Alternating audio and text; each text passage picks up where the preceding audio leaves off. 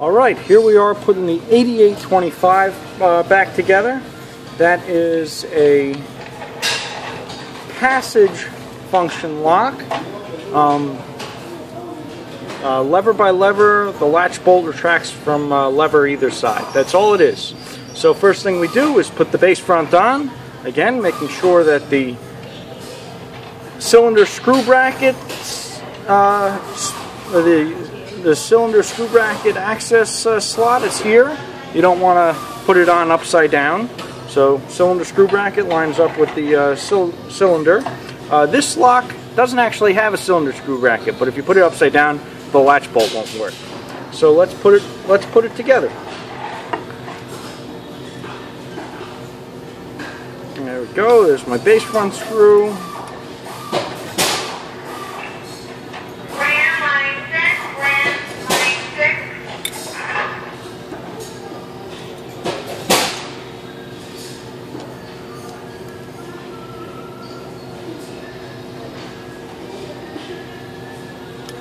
Okay, case is together. Now we got to go through everything else. First I'll put in the hub lever, aka the retractor lever.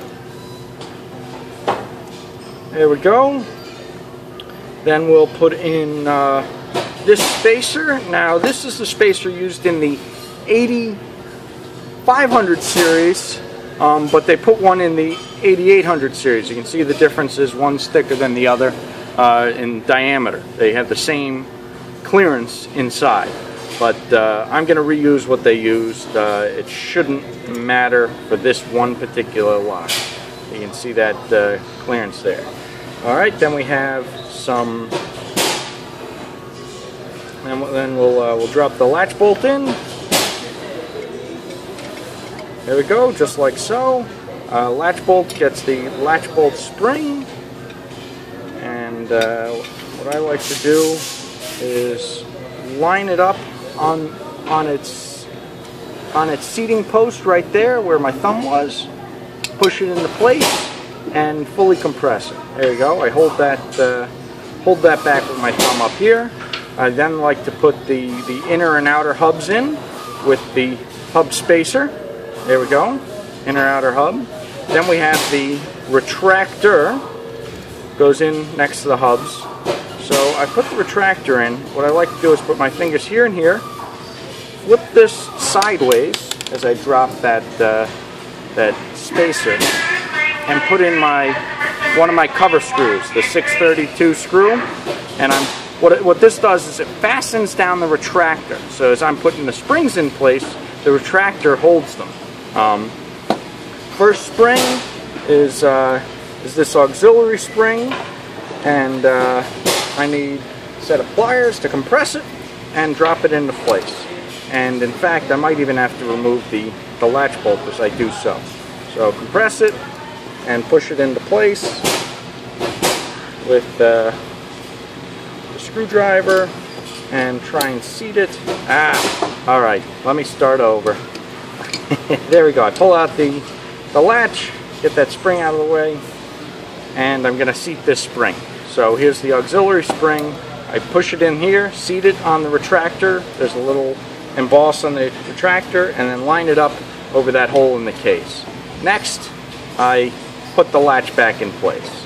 There we go. Seat the spring right here and drop it in place. Beautiful. This is the tough part. That's putting the retractor spring in place. This spring is different from the springs we use on our 9100. It's got the hook. That's the main. That's the only difference. To make that hook, it's start with a slightly different spring. Here's that piece I dropped. Put that back, and here is the retractor guide plate. So I put that bushing back.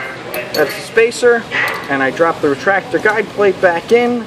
And while I'm doing that, I make sure that the hub lever pivot pin, or the retractor lever pivot pin, is in place. So here we go. Drop that in, and I've got two spots I have to line up here. That's the hub lever pivot pin and the hub. Well, if those are lined up, and the latch bolt guide pin, all those are lined up, everything will drop into place. I'm going to put 3 of the cover screws in place. 1,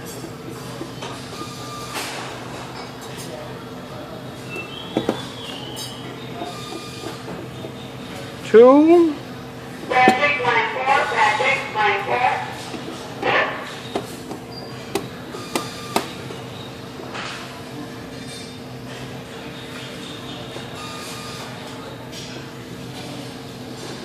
3.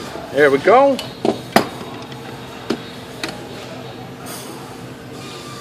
Pop out that screw I was using to hold the retractor in place, and use it in the cover.